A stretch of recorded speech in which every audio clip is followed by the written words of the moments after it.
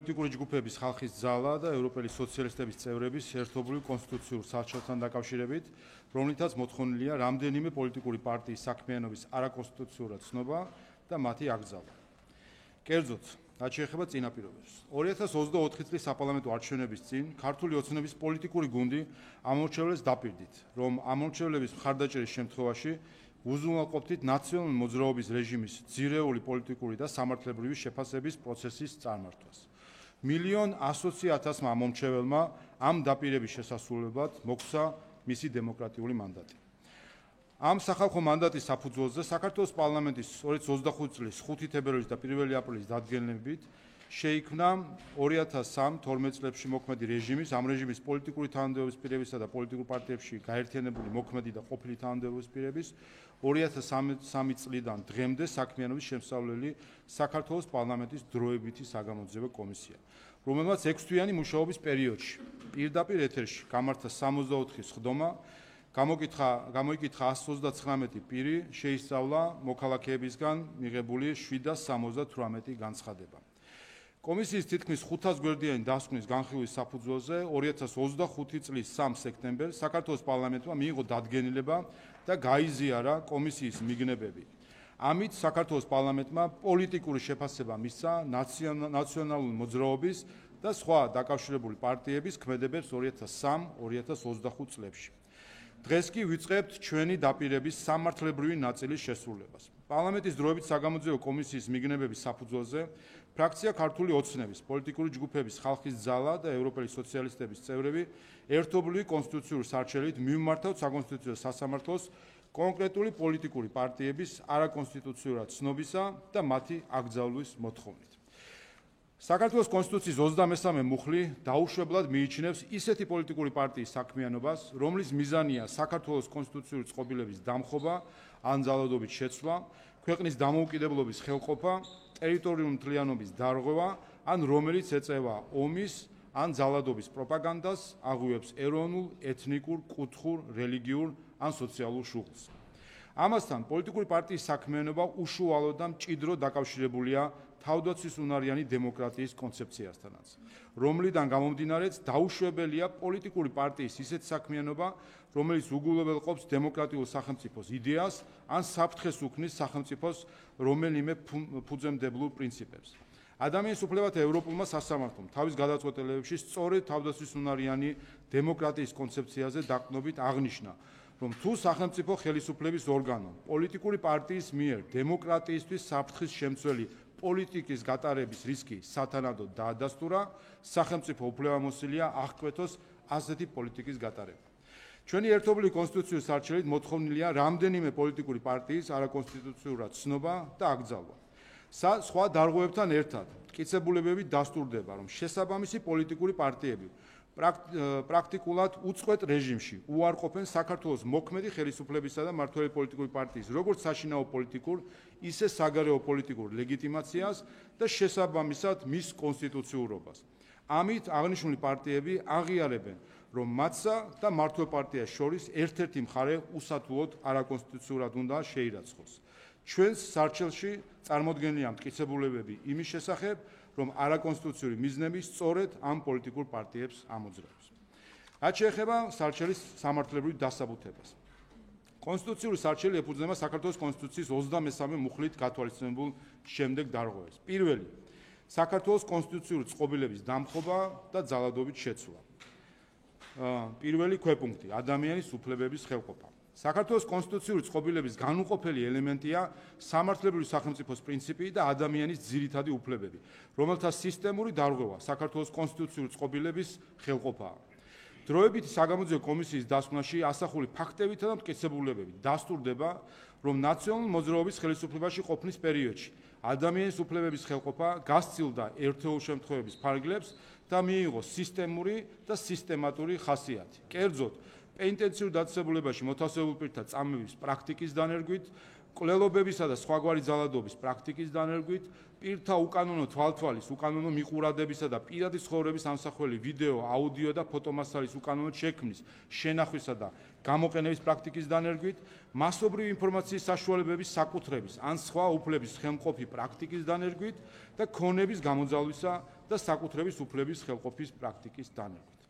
მეორე საკითხი. საყოველთაოდ არჩევნების გზით არჩეული ორგანოების ლეგიტიმურობის აღიარებაზე უარის თქმა, საქართველოს კონსტიტუციური წყობილების დამხობის ან ძალადობის შეცვლის მცდელობები. საქართველოს პარლამენტის 2012 წლის 1 ოქტომბრის არჩევნების ჩატარებიდან დღემდე საქართველოში ჩატარდა 9 მორიგი საყოველთაო არჩევნები.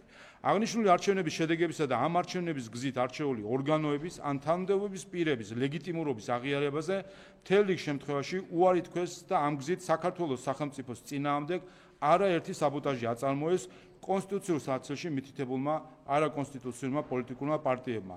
მიუხედავად იმისა, რომ ყველა ეს არჩევნები საქართველოს კონსტიტუციისა და საარჩევნო კანონმდებლობის შესაბამისად ჩატარდა.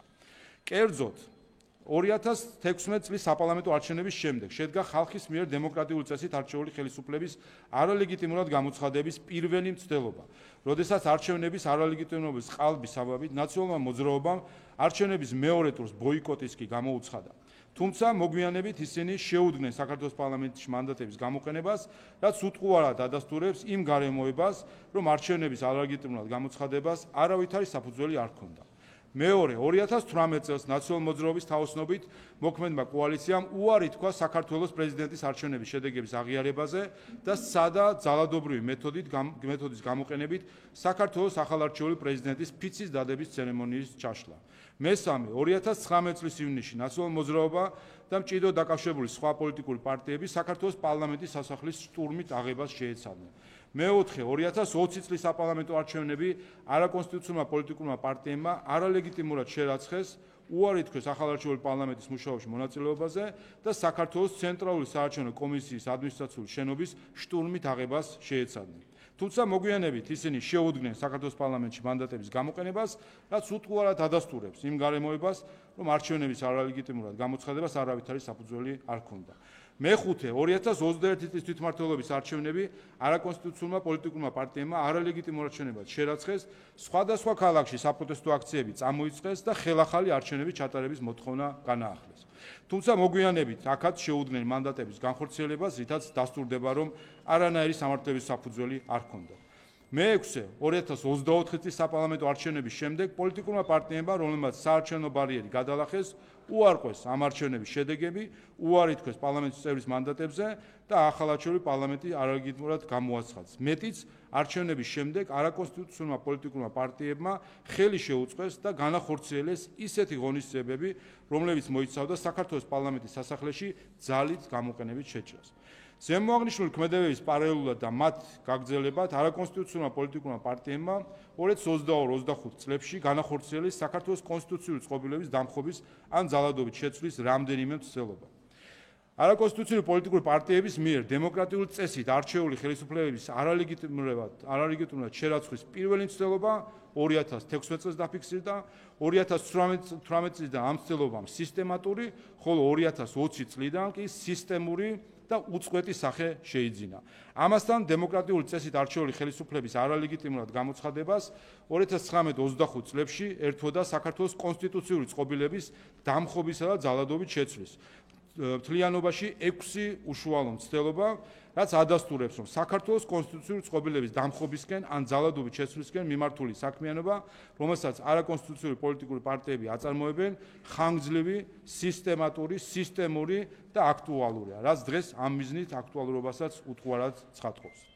ამრიგად 2012 წლებში ნაციონალურმა მოძრაობამ დაარღვია საქართველოს კონსტიტუცია და ადამიანის უფლებათა ევროპული კონვენციით გათვალისწინებული ადამიანის ძირითადი უფლებები. ამასთანავე კონსტიტუციურ საცილში მითითებულმა ყველა არაკონსტიტუციურმა პარტიამ დაარღვია საქართველოს კონსტიტუციის მესამე მუხლითა და ადამიანის უფლებათა ევროპული კონვენციით გათვალისწინებული დემოკრატიის არსი, რაც საქართველოს კონსტიტუციისა და საარჩევნო კანონმდებლობის შესაბამისად ჩატარებული საყოველთაო არჩევნების გზით არჩეული ორგანოებისა და თანამდებობის პირების ლეგიტიმურობის აღიარებაზე უსაფუძვლო უარის თქმასა და დემოკრატიის მიმართ აშკარა და უხეში უპატივცემულობის გამოვლენაში გამოიხატება. მეორე საფუძველი საქართველოს დამოუკიდებლობის ხელყოფა, ქვეყნის ტერიტორიული მთლიანობის დარღვევა. პირველი ეპიზოდი 2008 წლის აგვისტოს ომი. ნაციონალურ მოძრაობამ ხელისუფლებაში ყოფნის დროს საქართველოს დამოუკიდებლობისა და ტერიტორიული მთლიანობის წინააღმდეგ ჩაიდინა არაერთი ქმედება და ამ მხრივ აშკარა არაკონსტიტუციური საქმიანობა განახორციელა, რამაც დააზიანა საქართველოს ტერიტორიული მთლიანობის შვიდობიანი გზით აღდგენის პერსპექტივა და ხელი შეუწყო საქართველოს ტერიტორიების ოკუპაციასა და საოკუპაციო ძალის მიერ ოკუპაციასთან მიმართებით პოლიტიკური პოზიციების გამყარებას. კერძოდ, 2004-2008 წლებში საომარ რიტორიკასთან და კონფრონტაციულ ქმედებებთან ერთად აღსანიშნავია შემდეგი ფაქტები. 2004 წელს ქალაქ ცხინვალის მიმართულებით შეიარაღებული დაპირისპირება განხორციელდა. 2006 წლის 28 სექტემბერს კოდორის ხეობას საქართველოს პრეზიდენტის ბრძანებულებით ეწოდა ზემო აფხაზეთი. 2006 წლის ნოემბერში საქართველოს იმდროინდელმა ხელისუფლებამ ცხინვალის რეგიონში საქართველოს როგორც de jure, ისე de facto იურისდიქციას დაქვემდებარებულ ტერიტორიაზე ჩაატარა ალტერნატიული არაკონსტიტუციური არჩევნები, სადაც აირჩა ეგრეთ წოდებული სამხრეთ ოსეთის პრეზიდენტი და მის დაქვემდებარებაში შეიქმნა ეგრეთ წოდებული სამხრეთ ოსეთის ალტერნატიული მთავრობა, რომლის წევრების მინისტრებად იწოდებოდნენ. ამით საქართველოს იმჟამინდელმა ხელისუფლებამ ცხინვალის რეგიონში სეპარატისტულ არჩევნებს ირიბი ლეგიტიმაცია შესძინა, რაც საქართველოს სახელმწიფო ინტერესების ღია და უხეში ღალატი იყო. 2007 წელს საქართველოს იმდროინდელმა ხელისუფლებამ ყოფილი სამხრეთ ოსეთის ავტონომიური ოლქის ტერიტორიაზე შექმნა დროებითი ადმინისტრაციულ-ტერიტორიული ერთეული და სამართლებრივად აღადგინა სამხრეთ ოსეთის ავტონომიური ოლქის 1990 წელს გაუქმებული საზღვრები. და ბოლოს აღნიშნული ქმედებების კულმინაცია იყო 2008 წლის აგვისტო, როდესაც საქართველოს იმდროინდელმა ხელისუფლებამ შექმნა ნიადაგი ცხინვალის რეგიონში საოკუპაციო ძალის შესაჭრელად, რის შემდეგაც საქართველოს იმჟამინდელმა ხელისუფლებამ ხარი დაუჭირა ევროპის საბჭოს საპარლამენტო ასამბლეის 2008 წლის 2 ოქტომბრის რეზოლუციას, რომლითაც აღიარა საკუთარი ქმედებებით ესკალაციის ახალ ღია და სრულმასშტაბიან საომარი მოქმედებების საფეხურზე გადაყვანა, რუსეთის სამხედრო ინტერვენციას კი საპასუხო იერიში უწოდა. ამრიგად, ნაციონალურმა მოძრაობამ 2004 წლიდან გეგმაზომიერად და თანმიმდევრულად განახორციელა ქმედებები და ღონისძიებები, რომლებიც ხელი შეუწყო არა მხოლოდ საქართველოს ტერიტორიების ოკუპაციას, არამედ საოკუპაციო ძალის მიერ ოკუპაციასთან მიმართებით პოლიტიკური პოზიციების გამყარებასაც. მეორე ეპიზოდი 2012 წლის შემდგომ განვითარებული მოვლენები. ნაციონალურ მოძრაობამ საქართველოს დამოუკიდებლობისა და ტერიტორიული მთლიანობის წინააღმდეგ ქმედებების ჩადენა 2012 წლის შემდეგაც განაგრძო, რაც უკვე მჭიდროდ დაკავშირებულ სხვა არაკონსტიტუციურ პოლიტიკურ პარტიებთან ერთად განახორციელა. პირველი საქართველოს ტერიტორიული მთლიანობის შვიდობიანი გზით აღდგენის პერსპექტივის დაზიანება და საქართველოსა და რუსეთს შორის აქტიური საომარი მოქმედებების გაჩაღების მცდელობა ხელშეწყობა. 2022 წელს უკრაინაში რუსეთის შეჭრის პირველივე წუთებიდან გამოვლინდა არაკონსტიტუციური პოლიტიკური პარტიების მიზანი და მცდელობა. რუსეთ-უკრაინის ომის ფონზე საქართველოსა და რუსეთის ფედერაციას შორის კონფლიქტი მაქსიმალურ ნიშნულამდე გაემწვავებინათ. არაკონსტიტუციური პოლიტიკური პარტიები დღემდე ცდილობენ საქართველოსა და რუსეთს შორის ვითარება გამწვავდეს იგივე ფორმითა და ხარისხით, რა ფორმითა და ხარისხითაც ამას 2008 წლის ომამდე ნაციონალური მოძრაობა ახორციელებდა. მეორე მიმართულება საქართველოს დამოუკიდებლობის ხელყოფაში უცხოური ძალისთვის ხელის შეწყობა. საქართველოს ტერიტორიული მთლიანობის მშვიდობიანი გზით აღდგენის პერსპექტივის დაზიანებასა და საქართველოს და რუსეთს შორის აქტიური საომარი მოქმედების გაჩაღების მცდელობა ხელშეწყობასთან ერთად 2012 წლის შემდეგ საქართველოს დამოუკიდებლობის ხელყოფის მცდელობა სხვა მიმართულებითაც ხორციელდება. კერძოდ, ეს პოლიტიკური პარტიები ისწრაფვიან სხვადასხვა საკითხთან მიმართებით უცხოეთიდან დაისაჯოს საქართველოს სახელმწიფო და საქართველოს ხელისუფლება, რათა საქართველოს მოქალაქეებში უკმაყოფილება დაგროვდეს, ისინი მათ მიერ კანონიერად არჩეულ ხელისუფლებას დაუპირისპირდნენ და ეს პროცესები საქართველოს სახელმწიფოს წინააღმდეგ საბოტაჟის მექანიზმად და საქართველოს ხელისუფლებაზე ზეწოლის ბერკეტად იქნეს გამოყენებული. კერძოდ, ეს ცვლილებები მოიცავს ევროპის კავშირის წევრი სახელმწიფოების ტერიტორიაზე საქართველოს მოქალაქეთათვის უვიზო მიმოსვლის რეჟიმის შემოღებისა და შენარჩუნების საკითხისთვის საზიანო ქმედებებს. მეორე, ევროპის კავშირში საქართველოს გაწევრიანების მიმართულებით ქვეყნისთვის ხელშეშლილ ქმედებებს. მესამე, საქართველოს სახელმწიფოსა და საქართველოს ხელისუფლებაზე უცხოეთიდან სისტემატური საინფორმაციო თავდასხმებს, სანქციების დაწესების მცდელობებს და ამის ხელშეწყობას. ამრიგად 2004-12 წლებში ნაციონალურ მოძრაობამ ხელყო საქართველოს დამოუკიდებლობა და მიზანმიმართულად შექმნა ნიადაგი საქართველოს ტერიტორიული მთლიანობის დასარღვევად, ხოლო 2012 წლის შემდეგ ამ პოლიტიკურმა პარტიამ და სხვა არაკონსტიტუციურმა პოლიტიკურმა პარტიებმა განახორციელეს საქართველოს დამოუკიდებლობის, ხელყოფისა და ტერიტორიული მთლიანობის დარღვევის მრავალი ცდელობა. ამ ყველაფრიდან გამომდინარე, ჩვენი სარჩელი შეიცავს შემდეგ სასარჩელო მოთხოვნას. ზემოაღნიშნული გარემოებები საქართველოს კონსტიტუციისა და ადამიანის უფლებათა ევროპული სასამართლოს მიდგომების გათვალისწინებით ერთობლივად ქმნის რამდენიმე არაკონსტიტუციური პოლიტიკური პარტიის აკრძალვის მყარ კონსტიტუციურ საფუძვლებს. ამასთან, საერთაშორისო პრაქტიკის მიხედვით, პოლიტიკური პარტიის აკრძალვისთვის მის არაკონსტიტუციურ იდეებთან და ქცევასთან ერთად მნიშვნელოვანია, რომ კონკრეტულ პარტიას ჰქონდეს იმის შესაძლებლობა, რომ რეალური საფრთხე შეუქმნას კონსტიტუციურ წყობილებას. ამ მხრივ განსაზღვრელია პარტიის ზომა, სტრუქტურული ორგანიზება, პოლიტიკური გავლენა. ამიტომ იმ პარტიების განსაზღვრისას, რომელთა აკრძალვასაც კონსტიტუციურ სარჩელით ვითხოვთ, ვისარგებლეთ ორი მთავარი კრიტერიუმით. პირველი, რამდენად მყარია კონკრეტული პარტიის არაკონსტიტუციურობის სამართლებრივი დასაბუთება და მეორე, რამდენად უქმნის კონკრეტული არაკონსტიტუციური პარტია მისი ზომით, ორგანიზაციული სტრუქტურით თუ პოლიტიკური გავლენით რეალურ საფრთხეს კონსტიტუციურ წყობილებას. შესაბამისად, ჩვენი ერთობლივი კონსტიტუციური სარჩელის მოთხოვნილია შემდეგი სამი პოლიტიკური პარტიის არაკონსტიტუციურად ცნობა და აკრძალვა, რომლებმაც საერთო მისწრაფებით მოქმედი კოალიციური ერთობა და ერთიანი ორგანიზმი შექმნეს და დღესაც ასე მოქმედებენ. ეს პარტიებია და წარმოგიდგენთ პარტიებს მათი პარტიების რეესტრში ოფიციალურად რეგისტრირებული დასახელების მიხედვით. მოქალაქეთა პოლიტიკური გაერთიანება, ერთიანობა, ნაციონალური მოძრაობა. მეორე, მოქალაქეთა პოლიტიკური გაერთიანება, კოალიცია ცვლილებისთვის, გვარამია, მელია, გირჩი, დროა. მესამე, მოქალაქეთა პოლიტიკური გაერთიანება, ძლიერი საქართველო, ლელო, ხალხისთვის, თავისუფლებისთვის. ამასთანავე გასათვალისწინებელია, რომ ზემოხსენებულ პოლიტიკურ პარტიებთან მჭიდროდ დაკავშირებულია სხვა პოლიტიკური პარტიებიც, როგორებიცაა ელენე ხოშტარია, დროა და გირჩი, მეტი თავისუფლება, რომლებიც სინამდვილეში კოალიცია ცვლილებისთვის, გვარამია, მელია, გირჩი, დროას შემადგენლობაში არიან, თუმცა ფორმალურად დამოუკიდებელ პარტიებად არიან რეგისტრირებული.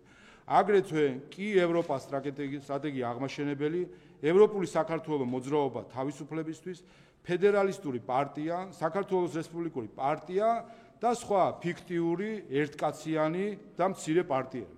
თუმცა, ვინაიდან მათ ამჟამად მათი სიდიდით, ორგანიზაციული სტრუქტურით, არსებითი გავლენა, მათ შორის საარჩევნო ბარიერის გადალახვის რეალური პერსპექტივა არ გააჩნიათ, ამ ეტაპზე მათი აკრძალვის აუცილებლობა არ იკვეთება.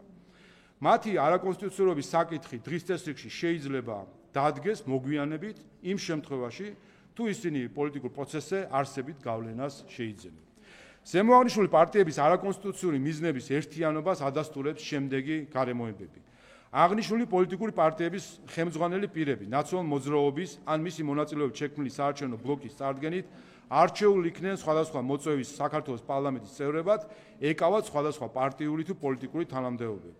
და მეორე, აღნიშნული პოლიტიკური პარტიები წლების განმავლობაში თვისებრივად ერთნაირი პოზიციით წარმოჩინდებოდნენ, ქმნიდნენ საერთო მისწრაფებით მოქმედ კოალიციურ ერთობას და ერთიან ორგანიზმს და დღესაც ასე მოქმედებენ. ამავე დროს, ჩვენი კონსტიტუციური სარჩელით მოთხოვნილი არ იქნება არაკონსტიტუციური პოლიტიკური პარტიის წარდგენით არჩეული წარმომადგენლობითი ორგანოს წევრების უფლებამოსილების შეწყვეტა, რაც დღევანდელი მდგომარეობით რელევანტური იქნებოდა მხოლოდ პარტია ლელოს სახელით საკრებულოში გასულ 59 წევრთან დაკავშირებით. ამით უპირველეს ყოვლისა გსურს პატივი ვცეთ მათ ამომრჩევლებს და განსხვავებით თავად პარტია ლელოსგან, რომელმაც მისი ამორჩევლისგან მინიჭებული საპარლამენტო მანდატების მიღებაზე უარი თქვა, საკრებულოებში შევინარჩუნოთ ამორჩევლის მიერ გაცემული მანდატი. ასევე ჩვენი სარჩელი არ შეიცავს არაკონსტიტუციურ პოლიტიკურ პარტიასთან დაკავშირებული პირებისთვის პოლიტიკური საქმიანობის შეზღუდვის მოთხოვნას. როგორც იცით, დღეს კანონმდებლობით განსაზღვრულია მემკვიდრე პარტიის ინსტიტუტი, რომელიც იძლევა უფრო ფართო შესაძლებლობას აკრძალულ პარტიებთან დაკავშირებული პირების სამომავლო არაკონსტიტუციური პოლიტიკური საქმიანობის აღსაკვეთად. დიდი მადლობა. გიორგი გაფარეს პარტია რატომ არ არის ამ სიაში? შეგიძლიათ გვიპასუხოთ? რა კრიტერიუმი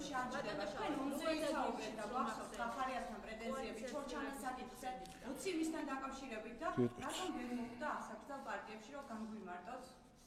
უბრალოდ ყოვლისა კიდევ ერთხელ რომ ყურადღება მივაქციოს სამ პარტიას ეხება, თუმცა ამავე დროს მიგითითეთ რომ არიან ამ პარტიებთან დაკავშირებული პარტიები, მაგრამ ვინაიდან ერთ-ერთი მათ შორის საერთაშორისო სტანდარტით დამკვიდრებული კრიტერიუმი არის რომ პარტია არა მხოლოდ თავისი ქცევით უნდა არღვევდეს კონსტიტუციას, არამედ რეალურ საფრთხეს უქმნიდეს კონსტიტუციურ წყობილებას, ამიტომ ერთკაციან და არარელევანტურ პარტიებთან დაკავშირებით ამ ეტაპზე ჩვენ არ გვაქვს საჩივალი ერთი წამი. და შესაბამისად განვიმატ რაც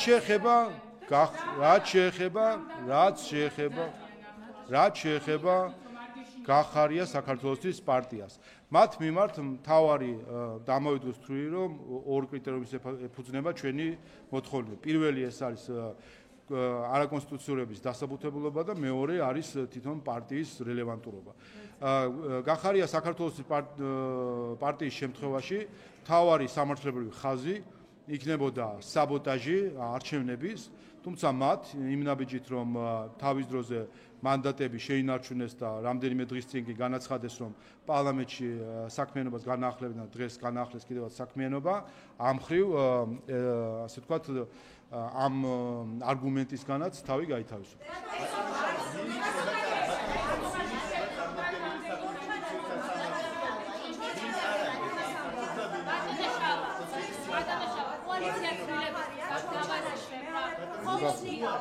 მოდით მივყვეთ რა, მივყვეთ, კითხოს ყველას გიპასუხ. ბატონო შალვა, დაბადეთ თქვენ ახდეთ კოალიციას ნიკა გვარანიას ახალს ეხება და ელენე ხოშტარიას დროას და ზურაგერჩი ჯაფარიჩის დირს არ ეხება? კი ბატონო, კი, მნიშვნელოვანია ეს ვინაიდან სახელმა შეიძლება დააბნიოს. პოლიტიკურ გაერთიანებას დღეს სახელად ქვია კოალიცია ცვლილებისთვის გვარამია მელია გირჩი დროა, თუმცა იცითო ცალკე არის პარტია გირჩი, ცალკე არის პარტია დროა. კონსტიტუციური სარჩელი ეხება მხოლოდ ამ პარტიას, რომ რეალურად ახალს, დიახ, რომლის ქოლგის ქვეშაც წინ არჩევნებზე შევიდნენ ცალკეული პოლიტიკოსები და სახელი გადაერქვა. ამიტომ ამ პარტიას ეხება ცალკე, თუმცა მე აქვე აღვნიშნე რომ რა თქმა უნდა, როგორც გირჩი, ასევე გირჩი მეტი თავისუფლება, ისე დროა არიან დაკავშირებული ამ პარტიებთან. ერთადერთი მიზეზი, რატომაც არ მიმართავთ მათთან დაკავშირებით საკონსტიტუციო სასამართლოს, არის ამ პარტიების ასე ვთქვათ ის რომ მათ რეალური გავლენა პოლიტიკაზე არ აქვთ, არის ერთკაციანი პარტიები და ესეც წარმოადგენს ერთ-ერთ განსაზღვრელ კრიტერიუმს პარტიების აკრძალვის დროს საერთაშორისო პრაქტიკაში. რაც შეეხება პროცედურასაც გეტყვით, ეს სარჩელი ახლა გადაეცემა უპირველეს ყოვლისა საპროცედურო კომიტეტს, რომელმაც უნდა შეამოწმოს ხელმოწერების ნამდვილობა და დაადასტუროს ხელმოწერების ნამდვილობა და ამის შემდეგ უკვე როდესაც კომიტეტი დაადასტურებს, გადავაგზავნით საკონსტიტუციო სასამართლოში. აქვე დღეს არ მგონია, გადავაგზავნით საკონსტიტუციო სასამართლოში. საკონსტიტუციო სასამართლოს აქვს 9 თვე სარჩელის განსახილველი და 9 თვის თავზე ეს არის მაქსიმალურად და უნდა არსებობდეს უკვე გადაწყვეტილება. რაც შეეხება წარმომადგენლებს, სარჩელში ამ ეტაპზე წარმომადგენლები მითითებული არ არიან, ვინ წარმოადგენს ამ სარჩელს საკონსტიტუციო სასამართლოში, ამას მოგვიანებით დავაზუსტებთ. ეს სასამართლოს გადასაწყვეტია. აქედან მოვა. ინდივიდებზეც იქნებოდა სარჩელი, ანუ ეს ცალკე სარჩელი მომზადდება, თუ აი როდის ჩამოყალიბდა. მე მოგახსენეთ რომ ჩვენ ამ ეტაპზე ინდივიდებთან დაკავშირებით სასარჩელო მოთხოვნა არ გვაქვს და რატომ? ვინაიდან ინსტრუმენტი რომელიც არსებობს მემკვიდრე პარტიის სახით, იძლევა უფრო ფართო შესაძლებლობას, რომ ის ადამიანები, რომლებიც არიან დაკავშირებული, იქნებიან დაკავშირებული აკრძალულ პარტიებთან, მათი არაკონსტიტუციური პოლიტიკური საქმიანობა აღკვეთოთ. ანუ უფრო მოქნილი და ფართო ინსტრუმენტი არის, ვიდრე ეს იქნებოდა თუკი ჩვენ ინდივიდებისგან შემდგარ სიას ჩამოვაყალიბებით და ჩვენ ვამჯობინეთ ამ გზით წასვლა ამ ეტაპზე. კიდე ერთხელ სამ პარტიას კიდე ერთხელ გეტყვით, არა გეტყვით, კი ბატონო, განმარტავ.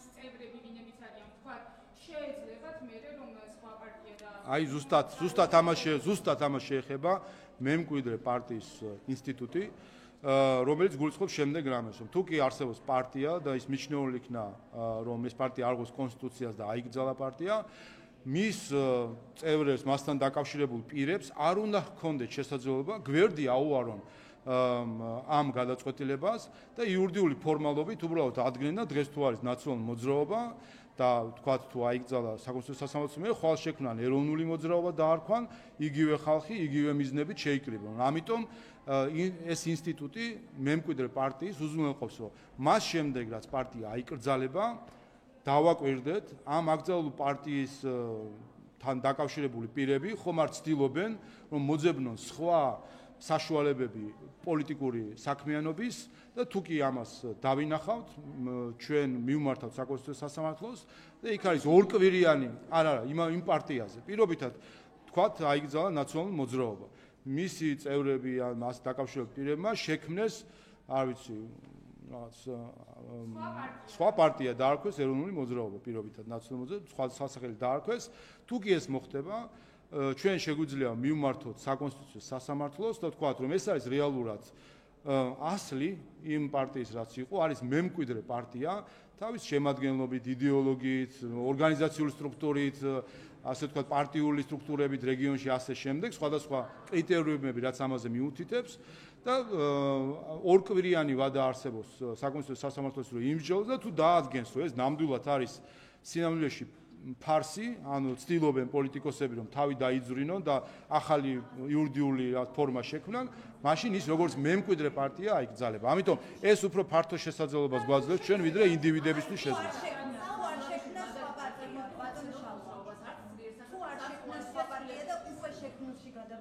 ესეც შეიძლება იყოს.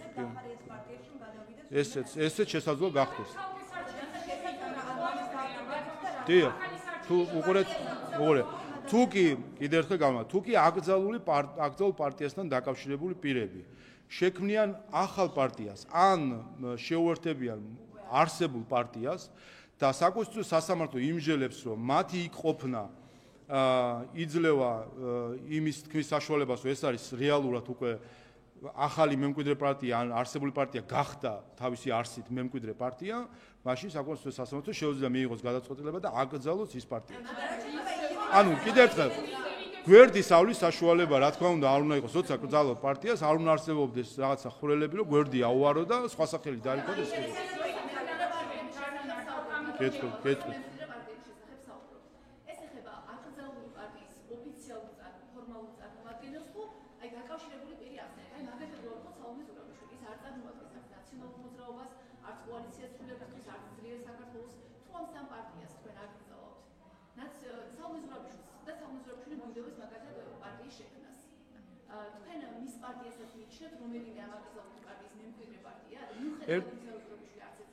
ერთ-ერთი მიზეზი, რატომაც ჩვენ სასარჩელში არ მიმართავთ ინდივიდუალურ პირებთან დაკავშირებით პოლიტიკური საქმიანობის შეზღუდვას, არის ზუსტად ეს, რომ ჩვენ არ გვინდა გქონდეს რაღაცა მოკლე სია, ანუ რაღაცა სია, რომელზეც ჩვენ ვითხოვდით, რომ ეს არიან პოლიტიკოსები, რომელსაც არ უნდა მიეცეს საშუალება, რომ პოლიტიკური ცხოვრების ნაწილი იყვნენ, არამედ გვინდა დავიტოვოთ უფრო ფართო ინსტრუმენტი, რომელიც მოგჩვენს ჩვენ საშუალებას, რომ შემდეგ ვამტკიცოთ, მივიჩნიოთ დაკავშირებულად თუ არ მივიჩნიოთ ჩვენი გადმოსახედი და დიახ.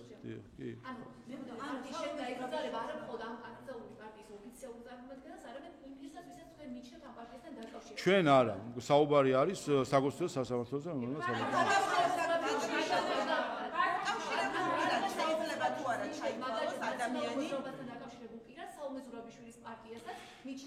უყურეთ, წინ კარგი რომ წინი ხედებით და უკვე თქვენ თვითონაც ფიქრობთ, რომ ასაკრძალი არის ნაციონალური მოძრაობა თუ დანარჩენი ორი პარტია, თუ კი ამას ფიქრობთ, ჩვენ ახლა ვიწყებთ პირველ ეტაპს, ჯერ დაკავშირებულ პარტიამდე შორს არის. პირველი ეტაპი არის ჩვენი სასარჩელო მოთხოვნა პარტიებთან, ამ სამ პარტიასთან დაკავშირებით. ჯერ ნახოთ საკონსტიტუციო სასამართლომ მიიღოს სარჩელი, იყოს მსჯელობა, მივიდე ჯერ იმ პროცესამდე, რომ საკონსტიტუციო სასამართლო რა გადაწყვეტილებას მიიღებს და ამის შემდეგ ნახოთ ვინ რა დასკვნას გამოიწვევს.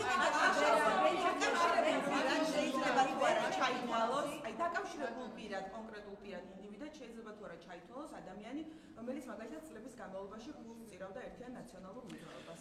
მე არანაირ განმარტებას არ გავაკეთებ, კანონმდებლობა არსებობს და შესაბამისად და დღეს აქტუალურიც არ არის ამ ხრივ. უყურეთ და მაგითო გეკითხებით ბატონო. ხო, მე ჩვენ საქართველოს პარლამენტს მიღებული აქვს კანონმდებლობა. დღეს ეს საკითხი აქტუალური არ არის, ვინაიდან დღეს ჩვენ მიმართავთ მხოლოდ პარტიების აკრძალვის შუამდგომლობით მოთხოვნით საკონსტიტუციო სასამართლოს, რაც შეეხება დაკავშირებულ პარტიებს, ინდივიდუალებს, ასე შემდეგ, ეს საერთოდ არანაირ კავშირში ამ სარჩელთან არ არის, არანაირად არ უკავშირდება. არც შინაარსობრივად და არც დროის თვალსაზრისით, იმიტომ რომ დაკავშირებული პარტიის საკითხი შეიძლება აქტუალური გახდეს მხოლოდ მას შემდეგ, როდესაც რომელიმე პარტია აიგზავნება. ასევე მანამდე დიდი დრო არის იმისთვის, რომ ყველა გაიქცეს. უყურეთ, არ არის დღეს რელევანტური ეს საკითხი არ არის, მით უმეტეს ეს არ არის ჩვენი გასამართი, საკონსტიტუციო სასამართლომ უნდა განმარტოს ეს საკითხი.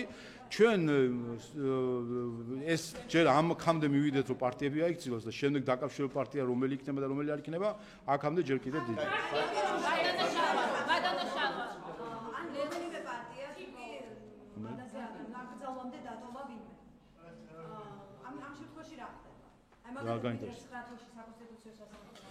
კიდევ ერთხელ დაკავშირებული პარტიის და ინდივიდუალ პირისთვის პოლიტიკური საქმიანობის შეზღუდვის საკითხი რელევანტური არ არის დღევანდე ამ სარჩელთან დაკავშირებით დღეს და უახლოეს მომავალში ეს რელევანტური არ არის ეს საკითხი შეიძლება აქტუალური გახდეს მხოლოდ მას შემდეგ რაც საკონსტიტუციო სასამართლო იმსჯელებს და აკრძალავს ამიტომ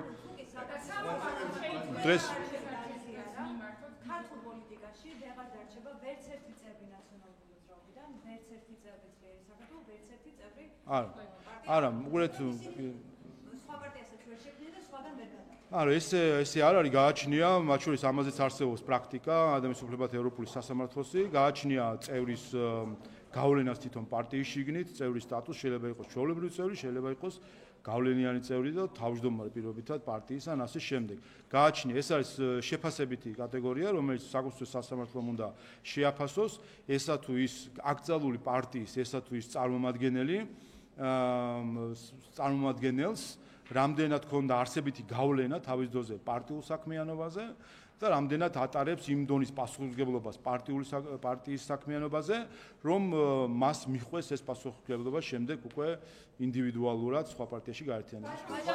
ლელოზე გავაზუსტებ მაინც რა, ყველა შეეხება გარდა საკრებულოებში არჩეული წევრებისა?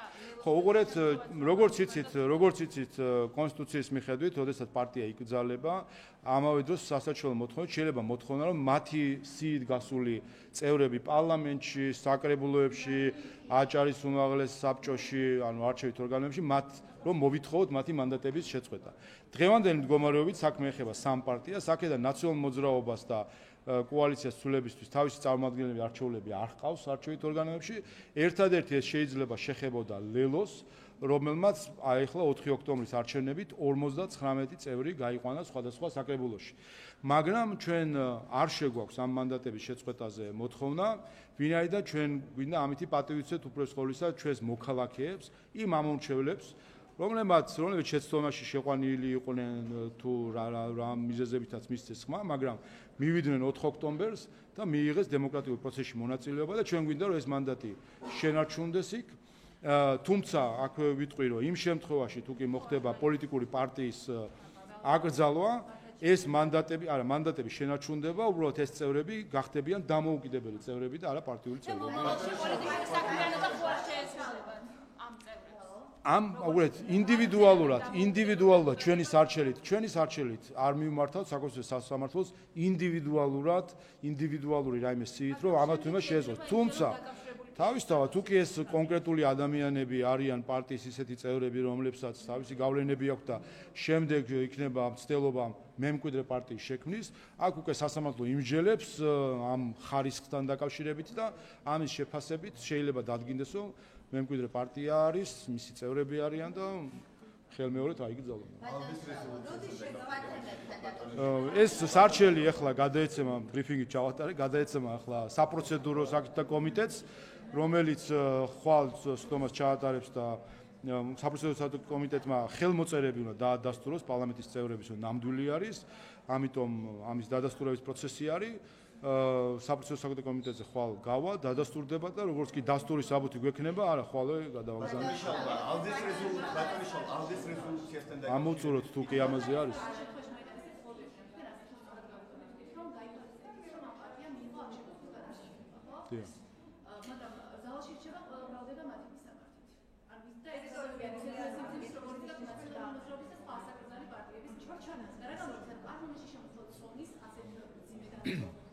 თქვენ მე ეს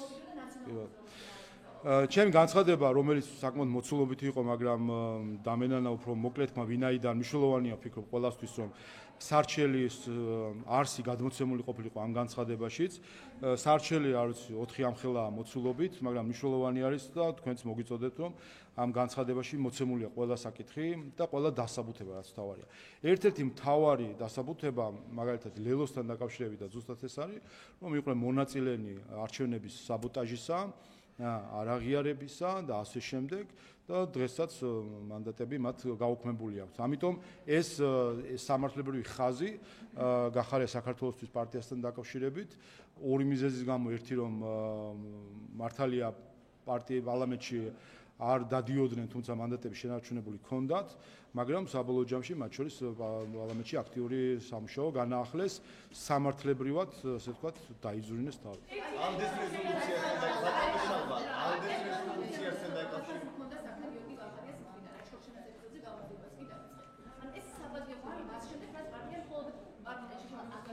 არა, ეს სამართლებრივი, არა, უღურეთ, ჩვენ უნდა შევხედოთ ორი პროცესი. ერთი არის საქართველოს პარლამენტის საგამოძიებო კომისია, დროებით საგამოძიებო კომისია, რომელმაც 500 გვერდიანი დოკუმენტი მოამზადა, რომელზეც რეზოლუციაც არის მომზადებული, რომელმაც ნაწილობრივ, რომელმაც ძირითადად პოლიტიკური შეფასება მისცა სხვადასხვა საკითხებს, რაც შეეხება კონსტიტუციურ სარჩელს და ეს არის მათ შორის შემდეგ ჩვენ მივიღეთ რეზოლუცია ამ კომისიის ანგარიშზე დაყრდნობით და პარლამენტმა საკუთარი პოლიტიკური შეფასება მისცა ყველას ქცევას. მათ შორის გახარიას პარტიას და ყველას მივეცით პოლიტიკური შეფასება. ახლა ჩვენ გადავდივართ სამართლებრივ შეფასებაზე და აქ რა თქმა უნდა მნიშვნელოვანი არის, რომ კონდეს მტკიცებულებები, მყარი სამართლებრივი არგუმენტები, რომ საკონსტიტუციო სასამართლომ გაიზიაროს. ამიტომ სადაც ჩვენ ქონდა მტკიცებულებები და მყარი სამართლებრივი არგუმენტები, იმ პარტიებთან დაკავშირებით მიმართავთ და მათ შორის არსებობენ, გითხარით კიდევაც, არის პარტიები, იგივე გირჩი, დროა, სხვა პარტიები, რომლებზეც ასევე მყარი სამართლებრივი არგუმენტები გვაქვს, მათი არაკონსტიტუციური ქცევისა, თუმცა ვინაიდან ერთ-ერთი კრიტერიუმი, მათ შორის საერთაშორისო კრიტერიუმი, მათ შორის ადამიანის უფლებათა ევროპული სასამართლოს კრიტერიუმი არის, რომ უნდა იყოს პარტია არა მხოლოდ თავისი ქცევით უნდა იყოს არაკონსტიტუციური, არამედ რეალურ საფრთხეს წარმოადგენდეს კონსტიტუციური წყობისთვის და ეს არ უნდა იყოს რაღაც ერთპირიანი თუ ერთკაციანი პარტია, ამიტომ მათთან დაკავშირებითაც არ მიმართეთ, თუმცა სრული სამართლებრივი არგუმენტები ჰქონდა, თუმცა პროცედურულად არ იყო გამართული.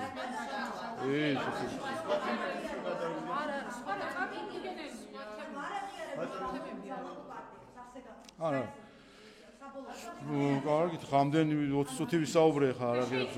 რაც შეეხება არაღიარების თუ რაც შეეხება არაღიარებს, ნაცეს მე დაგისახელეთ ქრონოლოგია. 2016 წლიდან მოყოლებული. 2016-ში პარლამენტის არაღიარეს, 18-ში პრეზიდენტის ინაუგურაციას ჩაშლას ცდილობდნენ. 19-ში პარლამენტის შტურმი, 20-ში არჩევნების არაღიარება, 21-ში არჩევნების არაღიარება. 24-ში არჩევნების არა, უყურეთ, ეს ნიშნავს დემოკრატიის არაღიარებას. არა.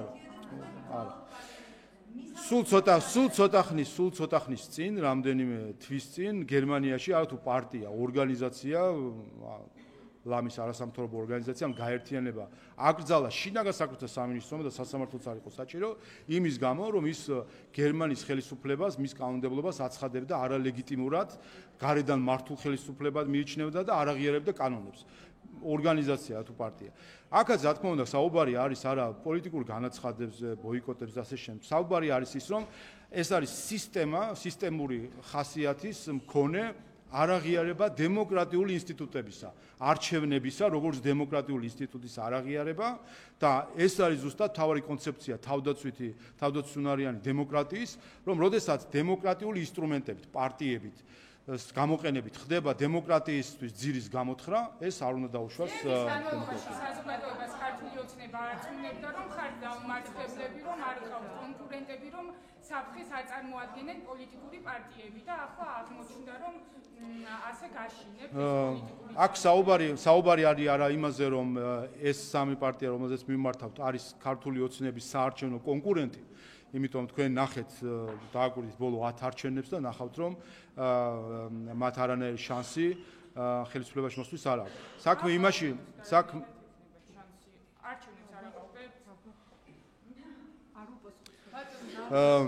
ესე იგი, ხო, რაც კარგი ხუმრობა.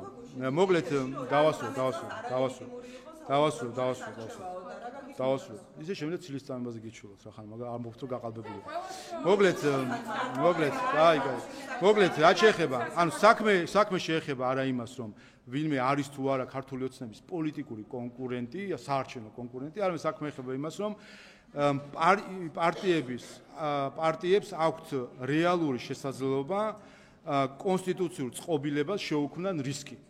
იმით რომ აქვთ ორგანიზაციული სტრუქტურა, როგორც პარტიის ამას იყენებენ რეგიონალური სტრუქტურებით, იმისთვის რომ აქვთ ფული, იმისთვის რომ აქვთ შესაძლებლობა რომ გავლენა მოახდინონ გარკვეულ ჯგუფებზე ადამიანებისა და ისინი ასე ვთქვათ, ისინი განაწყონ ქვეყნის კონსტიტუციური წყობილების წინააღმდეგ. საპირისპირო საუბრო. არა, რომელიც ამას ვამბობდით, რომ არა. ჩვენ რასაც ვამბობთ იყო ყოველთვის რომ არის რადიკალური ჯგუფები, ექსტრემისტული ჯგუფები, კონსტიტუციას ეწინააღმდეგები, ის რასაც ჩვენ ვამბობდით, დღეს ჩვენ ეს საკითხი, იმიტომ რომ რა თქმა უნდა ამას ჭირდება მათ შორის პოლიტიკური ნაბიჯიც არის, ჩვენ ეს საკითხი გავიტანეთ შარშან რეფერენდუმად გამოცხადებულ არჩევნებზე, ჩვენს ამომრჩევლებს უთხარით რომ ვაპირებთ რომ პოლიტიკური და სამართლებრივი შეფასება მივცეთ ნაცმოძრაობის რეჟიმს და მასთან დაკავშირებულ აი ამ კონგლომერატს, მივიღეთ 1,100,000 ადამიანის მანდატი, რომ ამ კონსტიტუციური არჩევნით მიგვემართა სასამართლო. რომლებიც გადაწყვეტენ თუნდაც ნაციონალურ მოძრაობას. ან პარტია ახალს ხომ ბევრია. მოძებნონ ისეთი პარტიები, რომლებიც არ არღვევენ კონსტიტუციას და მათი ქვეყნის კონსტიტუციურ წყობილებას არ უთხრიან ძირს. ერთი რაღაცის დაზუსტება მინდა. თქვენ უფრო ეს პროცესი არის სამართლებრივი, ხო? და ის გადაწყვეტილება, რომელზეც თქვენ საუბრობთ, რომ 59 კანდიდატს არ შეეხება, ამ შემთხვევაში ლელოდან არ შეეხება გამხარების ისინი პარლამენტში ჩამოვიდნენ. პოლიტიკური გადაწყვეტილება არის ამის თქვენი მხრიდან. მაშინ იქ სამართლებრივი პროცესი იწყება. რატო ხდება